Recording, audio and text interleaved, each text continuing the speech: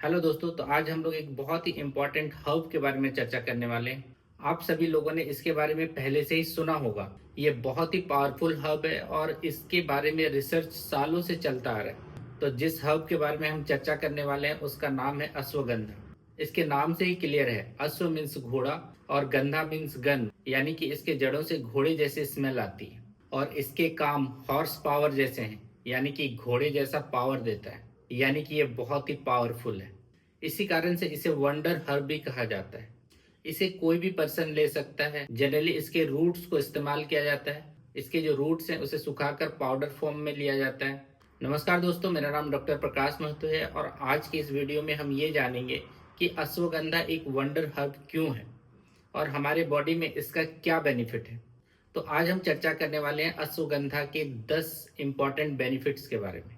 तो जो सबसे पहला बेनिफिट है वो ये है कि ये एंटी स्ट्रेस और एंटी एंजाइटी मेडिसिन है। अगर अभी के टाइम में इंडिया की पॉपुलेशन को देखा जाए तो मोर देन 70% पॉपुलेशन किसी न किसी वजह से स्ट्रेस में है। चाहे वो ऑफिस का स्ट्रेस हो, घर का स्ट्रेस हो, फाइनेंशियल स्ट्रेस हो, और इस स्ट्रेस की वजह से उन्हें एंजाइटी हो जाती है, डिप्रेशन हो जाता है। और जब इस प्रॉब्लम को लेके वो किसी डॉक्टर के पास जाते हैं तो वहाँ उन्हें एलोपैथिक मेडिसिन प्रिस्क्राइब कर दिया जाता है। मैं ये नहीं कह रहा हूँ कि स्ट्रेस या एंजाइटी के लिए एलोपैथिक मेडिसिन सही नहीं है, बट एलोपैथिक मेडिसिन से डिपेंडेंसी होने का चांसेस काफ़ी हाई होते हैं। तो टेम्पररी यूज के लिए एलोपैथिक मेडिसिन सही है, बट अगर उस प्रॉब्लम को हमें जड़ से ख़त्म करना है तो उसके लिए अश्वगंधा एक बहुत ही अच्छा अल्टरनेटिव मेडिसिन है। इसलिए भले ही आप स्ट्रेस एंजाइटी के लिए कोई भी मेडिसिन ले रहे हो, उसके साथ आप अश्वगंधा जरूर लीजिए और धीरे धीरे एलोपैथिक मेडिसिन को बंद करने की कोशिश कीजिए। कुछ समय इसे यूज करने के बाद आप खुद ही ये पाएंगे कि आपको चमत्कारिक फायदे हो रहे हैं। आपका मूड पहले से काफी अच्छा रहने लगा है। स्ट्रेस, एंजाइटी, डिप्रेशन से आप बाहर आ चुके हैं।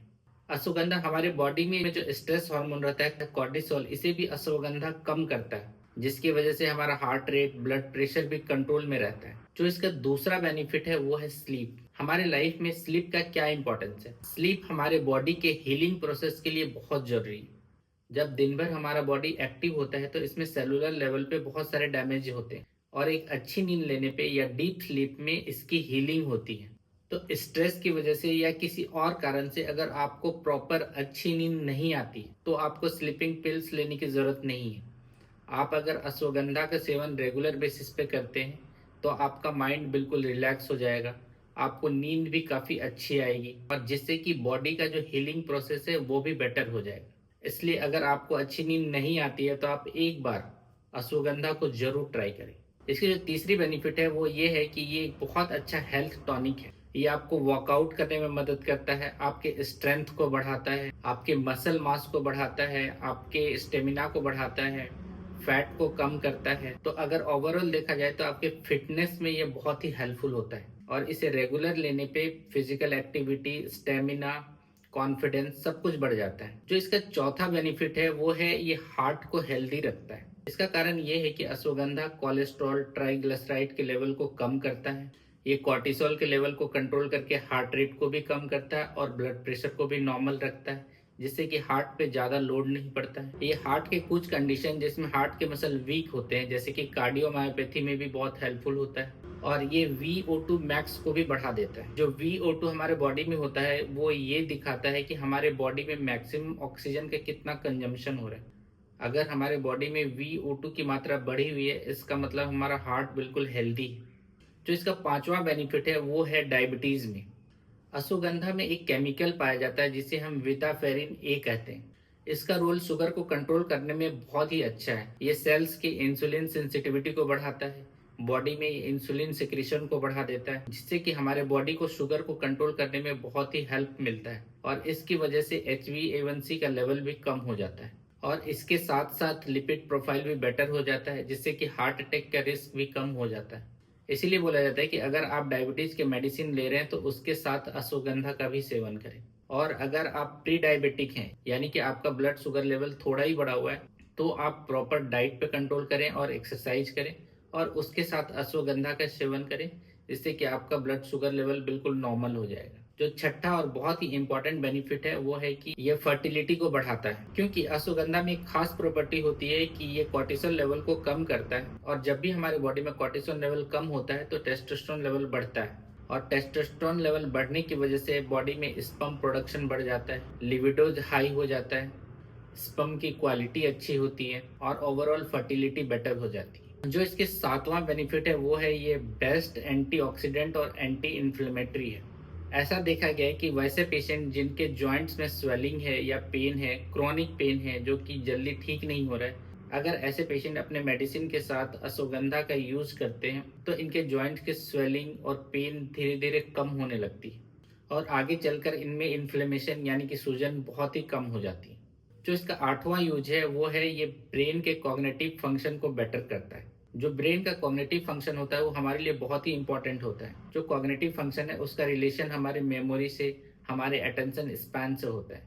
तो जिसका अटेंशन स्पैन जितना अच्छा होगा उसकी मेमोरी इतनी अच्छी होगी, वो अपने हर एक काम को उतने परफेक्शन से कर पाएगा। तो वैसे बच्चे जो स्टडी कर रहे हैं या कोई भी बहुत ही कंसंट्रेशन वाला काम कर रहे हैं तो वो अगर अश्वगंधा लें तो उन्हें अपने कंसंट्रेशन को और बढ़ाने में मदद मिलेगी। या फिर फीमेल्स में अक्सर हम देखते हैं कि ड्यूरिंग मेंस्ट्रुएशन उन्हें बहुत सारे मूड स्विंग्स होते हैं, तो मूड स्विंग्स को भी हेल्प करने में ये बहुत ही मदद करता है।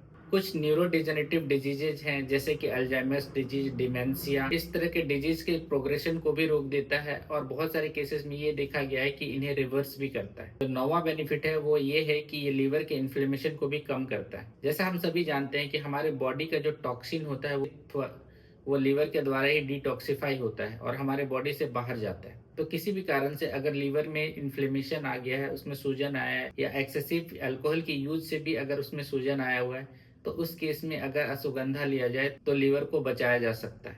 और जो इसका 10वां बेनिफिट है वो है कैंसर में।